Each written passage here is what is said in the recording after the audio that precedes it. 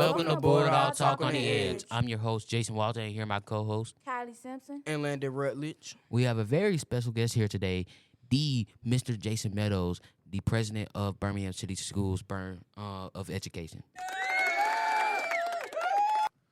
Good morning, you all. It feels good to be back at the Hamptons, and I'm excited about my second time on the podcast. So looking forward to hearing what y'all have to ask me. I hope y'all ready. Y'all ready? Yes, sir. All right. Mr. Jason Meadows, I'm Landon, your neighbor, and I have a couple questions. Like, firstly, what does the president of Birmingham City Board of Education actually do every day? So, as the president, a lot what we do is working with the superintendent. Just want to see how many of y'all know by name. What's your superintendent's name? Y'all want to see? Dr. Sullivan. There we go. All right. Little trick question there. So yeah, I work with Dr. Sullivan and his staff on a daily basis, as needed. I would say work with our general counsel, who is the legal department, and I also work with my colleagues on the board. So if there are certain meetings that are happening, I have to make sure that everybody gets the communication and make sure that everyone's kind of on the same page, whether that's through email, text, phone call, or an in-person meeting. Matter of fact, I'm going to meet with them when I leave y'all today. So, but that's another point that I'm gonna add on a future question. But yeah, that's pretty much what I do daily. Okay. So I'm Jason Walton, and once again, next question I got for you is, what's the biggest change you've seen in Birmingham City Schools during your time on the board? I would say the biggest thing that has happened is sustained leadership. We might be the first board that has, I want to say probably in my lifetime, that has had the same superintendent for 4 years. And it's a point of pride for me because when I became on the board, my colleagues elected me to be the president in our first board meeting. So then we went to this conference. We took office in November. We went to a conference in December, and they had this lady who was the superintendent in, I want to say she was either in Portland or Seattle. And she was like, I've been the superintendent for 13 years. And she was like, but that's an anomaly. Across the nation, the average tenure of a superintendent is like 2 years, 2 to 3 years. And then she said, but it takes 7 years to see if anything that a superintendent implements actually works. And so I thought to myself, at that time, I want to say Birmingham City had 17 superintendents in like 24 years. And so I'm going to ask y'all another question, all right? Y'all like sports? Yes, sir. All right.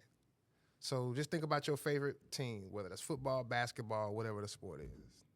And if I didn't tell you nothing about who's on the team, I didn't tell you anything. But if I said, hey, the team has had 17 coaches in 24 years, what would you tell me about the team?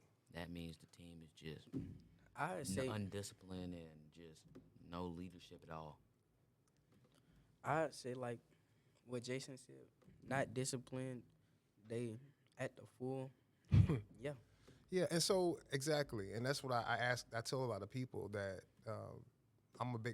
football and basketball. If a team has had 17 coaches in 24 years, you know what we know? They hadn't been good, because it's hard to be successful if you're changing the coach every year. And so when I heard that superintendent speak, I was like, we got to support our superintendent and stabilize. Because if the head coach changed, let's think about football. If the head coach changed, then the offensive coordinator is going to change. The defensive coordinator is going to change. It's a whole new playbook. New playbook. That's right. So the players, every year, they're learning a new playbook. And it's like, well, what are we doing? Well, and then somebody's like, well, the last coach used to do this. We used to run this play. And the new coach was like, well, we're not running that play anymore. And so it becomes almost like a self-fulfilling prophecy where like you can't be great if you're changing leadership. So I would say that is the biggest thing that has happened, and so all of the success stems back from just a stabilized leadership. The playbook has not changed. Also, I have a little side question. Like, what was your life like?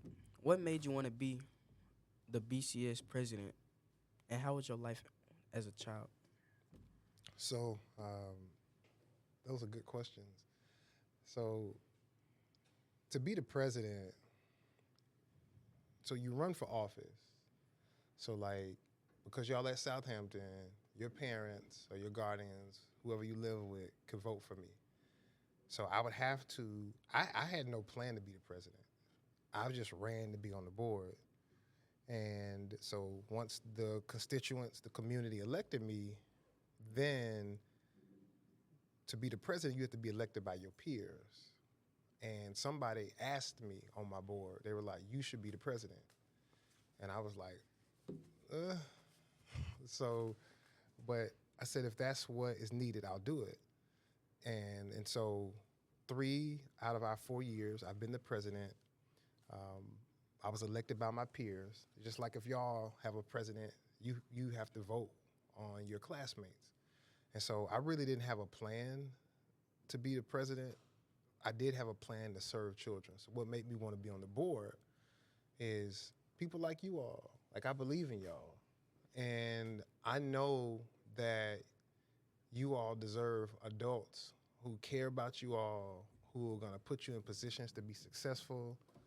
And I was just focused on helping young people like yourselves be great, like y'all are doing today. Like I saw y'all at the hygiene hub. Like, so that's what I wanted my life to be, my legacy to be, that I help young people like yourselves be great. And I believe in y'all. So my life as a kid, I was pretty much a typical kid. My parents, my dad's a pastor, so I'm a PK, grew up in the church. Of course, I got in trouble too, did my own thing, made a lot of mistakes. I wasn't an A student. I was probably about a CB, A every now and then student, more C's than B's, but I was an average student. And so, but I always believed in people. I always loved helping somebody out.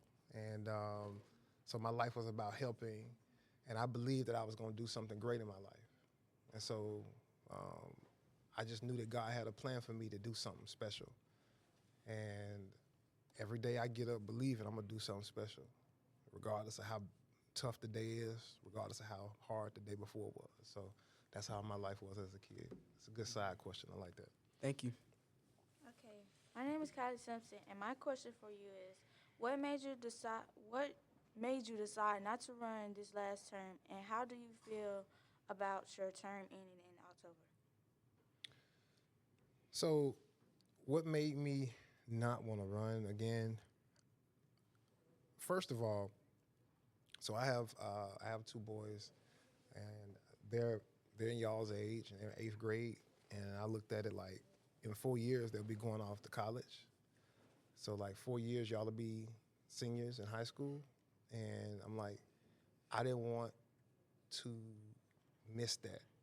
And so this job as the board president takes a lot out of you, and you're focused, and you're being pulled in different directions, and you're facing a lot. You deal with a lot personally, and so I didn't want to miss the next 4 years from my boy's life. And so yeah, and then also like things have worked.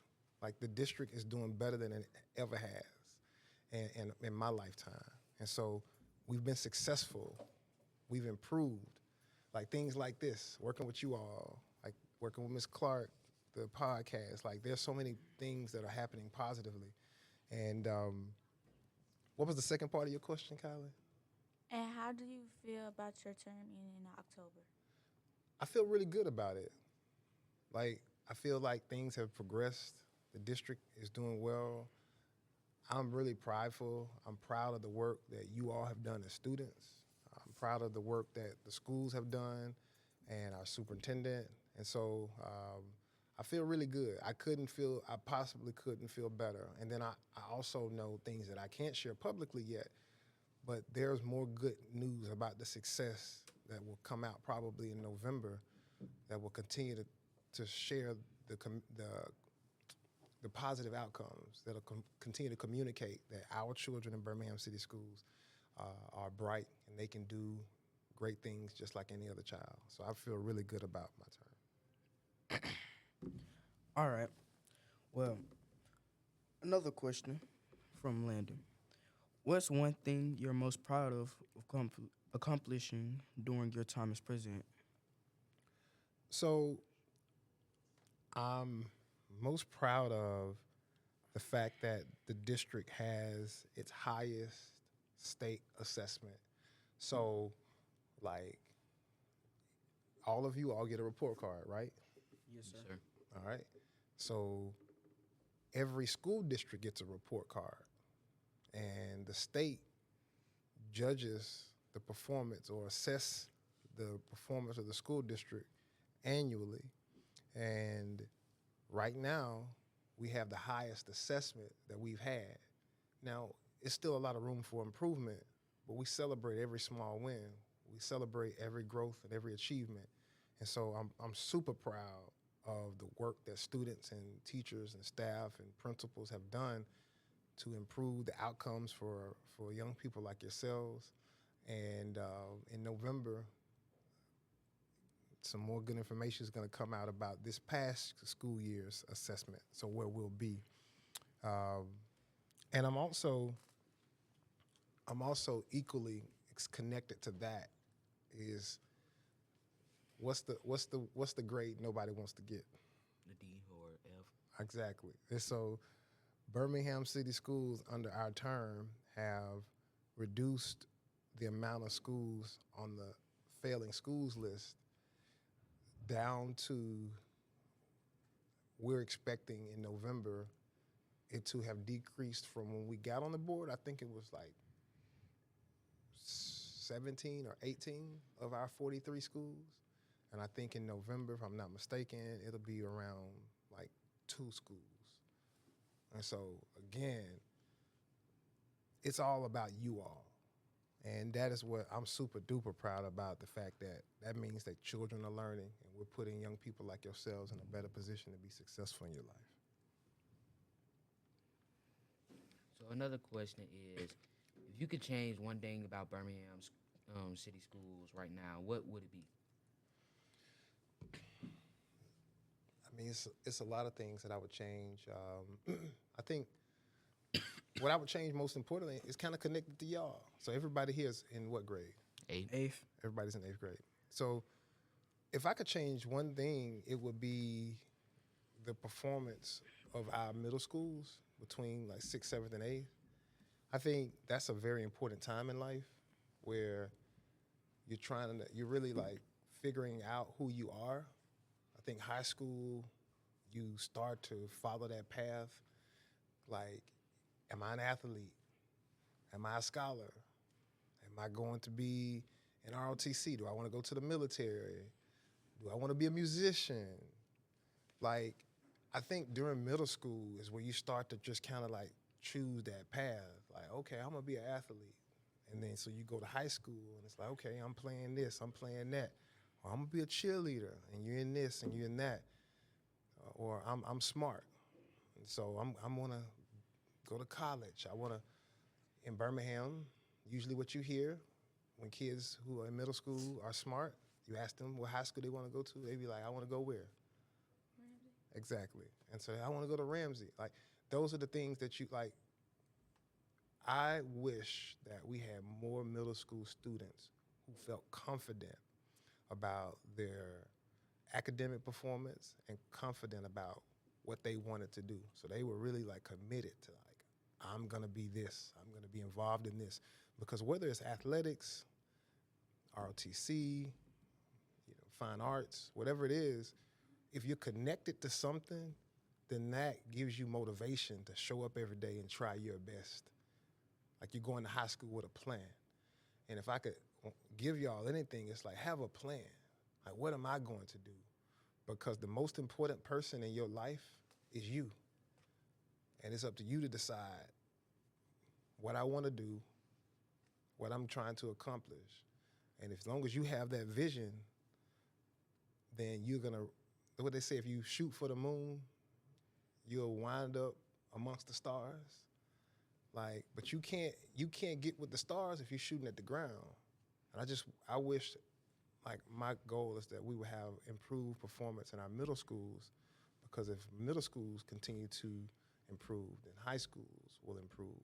And I just want, that's the one thing that I wish that I could change, because middle school is a hard time. It's tough. Like, that's where you find out who cool. You're self-conscious. And so I wish that all of you all understood, all the middle schools across Birmingham City, all of the students in middle school that understood that they're still just as hopeful as they were in first grade. Like, you show up in first grade, it's like, oh yeah, we're gonna learn. Like, I'm learning my ABCs, I'm learning how to read. Kids are excited. But I think around middle school, it's like, well, school ain't for me. No, school is for everybody. Because anytime you can be in a situation to improve yourself, that's a good situation. And I just feel like a lot of children, a lot of young people in middle school start to lose that light about what's possible for them. And I hope and pray that nobody in that grade level lose hope, because you're just beginning. It's too early to start saying school's not for me. Nah, school is for you. And you might not get all A's. I didn't get all A's. Everybody can't be smart like Miss Clark, and get all A's and B's, But I still made something out of myself. Like, I was a C, B student, but I had a plan. I believed that I was going to be successful. I believed that I was going to give something positive to the world. And I feel like a lot of that light goes out between 6th, 7th, and 8th, and then it just trickles over into 9th and 10th grade. And then by that time, people are just showing up to just get through the day, versus actually going to the day with a plan to say, I'm gonna be somebody. And I hope that I don't see that in y'all. I know y'all shooting for the moon. So I expect to hear great things from each one of y'all. That's a deal? Yes, sir. Sure. All right. My next question is, what do you think makes a great teacher, and what do you think makes a great student? Well, let me ask y'all real quick. I got to answer one sentence apiece. What y'all think make a great teacher? A teacher that listens and, like, that teaches very well. All right. Somebody who listens and teaches. The teacher that actually teaches. Someone who teaches. Come on. I Right. love that. I love that. All right. What you think, Miss Callie? I don't know. You don't know? Well, describe your favorite teacher. My favorite teacher. You don't have to call no names. I don't want to start no beef. Short, funny. She got glasses. Okay. What makes her great? Why you like her so much? Cause she fun. She's fun. That's She's right. Still in school. She's in school herself? Mhm. Okay. And so I think y'all kind of touched on what I was going to say. So my answer is, I think a teacher's drive for excellence, the fact that you say your teacher's still in school, like, I think a great teacher has a personal commitment to be excellent themselves. How can I share something with you if I don't have it myself? How can I give you a light and hope for yourself if I don't have a light and hope for myself? If I'm just showing up and I'm like, I'm here to get a check, I'm here because I need health insurance, then that's that light. There's no light there to give to you. But if I'm driving for excellence for my own self, then I can't help but to spill over what's in me. And I think connected to that, I would say, is a belief in students. Like, you gotta believe. If I don't believe in you, do y'all think I believe in y'all? Yes. Yes. Can you tell that? Yes. I mean, that's you can tell when people believe in you. You can tell if people think you're gonna do something great. You can tell people who don't give up on you when you make a mistake. And that's what we need. So I think a great teacher is someone who has an excellence, a personal commitment to excellence, a personal standard of excellence for themselves, but they also believe in the ability of their students, regardless of where they come from, regardless of the mistakes that they make, because every adult that you know They just trying to figure it out themselves. And so I think it's our job to make sure that we believe in y'all and we continue to strive for excellence. And so the other question is what I think makes a great student. I think someone who doesn't give up. So to be a good student, that means you're a good learner. You need two skills: listening and effort. When you stumble, when you mess up, when you fail, because you will do all three of those things, you can't give up. You can't get down on yourself and start telling yourself what you can't do. No, maybe you need to look at it again. Maybe you need some different support. Maybe you need a little bit more motivation. Maybe you need some additional like tutoring, but you can do it. Maybe math is hard for you. Everybody's not going to be an A student in math. But that doesn't mean that you can't get a C+. That doesn't mean you can't get a B-. That doesn't mean that you can't improve from where you are. And so I think a great student is someone who listens, who's willing to take instruction, take correction, and then not give up. Giving up is not an option. Do y'all believe in that? Yes, sir. You can't give up. So those are my answers for a great teacher and a great student. Well, I have another question. What advice would you give a 7th or 8th grader who's struggling in school? Two things. The first thing I would say is struggle is good. Struggle is good because struggle shows that you're trying. Struggle is a sign of effort. Struggle is a sign of growth. Like, any of y'all play sports? Yes, I sir. do. Okay. Any of y'all play instruments? Yes, Yes. sir. All right. Any of y'all are part of a team? Yes, sir. All right. So when you're a part of a team, you play sports, you're an instrument. When you're learning something, you're going to struggle, right? Yes, Yes, sir. sir. Nobody knows it all when they start. And so what I would tell a student who's struggling is good. Struggling is a sign of progress.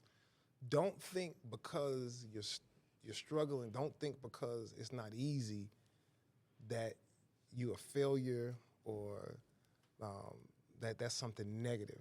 That's a sign of I'm in the fight. I'm trying to get it. So I would say believe in yourself. You got to believe in yourself more than anybody else. Now, I do believe God is going to he sends people to believe in us when we don't believe in ourselves. But you got to believe in yourself. You got to know I'm somebody. You got to know that like within, like I'm great. I'm good. I'm somebody. And because if you believe you're great, Callie, and I say, you know what, I think you are an awesome student. I think you're an amazing young lady. That's gonna do what to you? Build up my confidence. Build your confidence. That's right. Because you already believe I'm somebody. But I think when you don't believe in yourself, sometimes when people tell you something that's positive, it's easy to say, well, they just telling me that because they want to make me feel good. Like, I don't know. But I think you got to believe in yourself. And the second thing I would tell somebody that's struggling is, who's in your crew? You got me? If you're struggling, I'm going to say, who's in your crew? Because is your crew struggling? Is your crew pulling you in the wrong direction? Is your crew doing well? Is your crew motivated and focused on the right things? Because if your crew is not focused on the right things, then you might need to change your crew, change your surroundings. So students who are struggling, I would say struggling is healthy, struggling is good, it's a sign of progress. I would also say be very aware of who's in your circle and see if you need to change your circle in order to change your situation. All right? Look, I'm gonna give y'all that again. Sometimes you gotta change your circle to change your situation. Y'all got that? Yes, sir. change your circle to change your situation. And so, yeah. So the next question I have for you is, even though you're leaving the board in October, how will you continue to support Birmingham City Schools? So first and foremost, like I'm available. I will still be mentoring and coaching students. I'll still be involved in students' lives. I'll still be available to anybody that has a question, to the future board, to the superintendent, whoever needs me.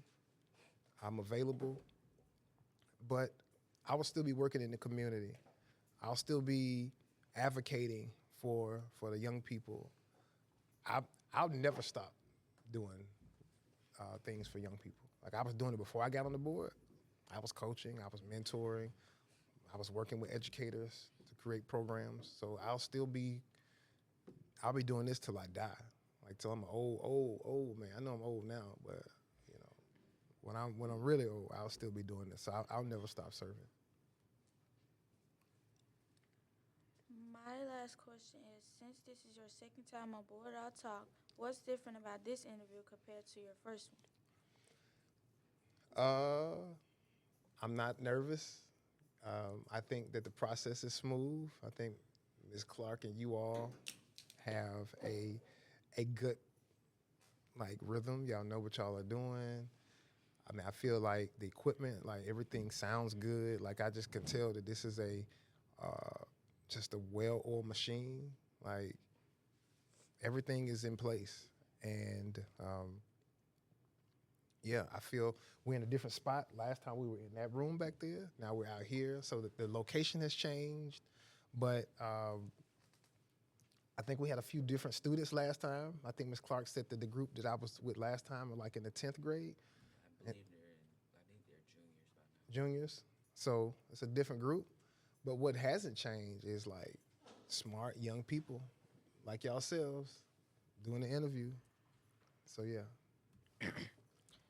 Now, for the final question, Uh-oh. tell us about your superpower. What's my superpower? My superpower is the ability to positively impact people. Like, I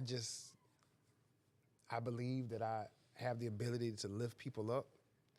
I believe that I know, I'm not even gonna say I believe, I know I have the ability to lift people up. I know that I have the ability to assess a person's strengths and celebrate those strengths, magnify those strengths, put people in positions to win. So I feel like I told my dad one time, I was like, I feel like if you drop me off in the jungle, if I was on a helicopter and you dropped me off in the jungle somewhere I'd never been before, if you came back 3 years later, I will have changed people's lives in that area, and you will be able to tell that I was there. That's just, I've never not done that. And so my superpower is the ability to help people be great. And I love being me. So yeah, that's a good question. Thank you. So that's gonna probably come to the end for us, but we did have a very nice time with you, talking to you. I don't think anybody has side questions. Well, I can ask y'all a question. How much time we got left? Give me a hand. Okay. I mean, so I just want to say thank y'all for being who you are. I've seen you three with the hygiene hub, and you all killed that. And I see like hope in you all.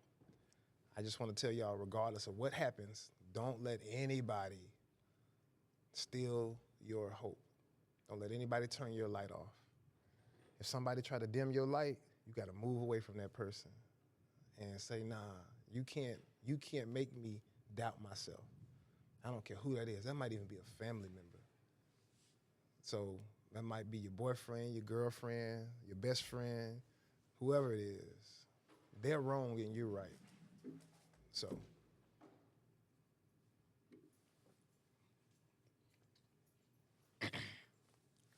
Well, yeah, I guess that's it. I guess. That's it. Yeah, that's it. Well, I appreciate y'all for having me.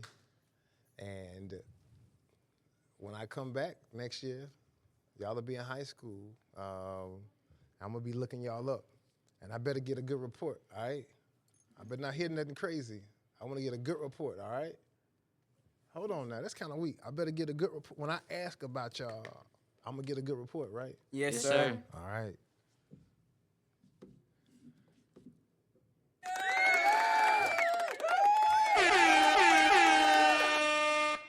That's what's up.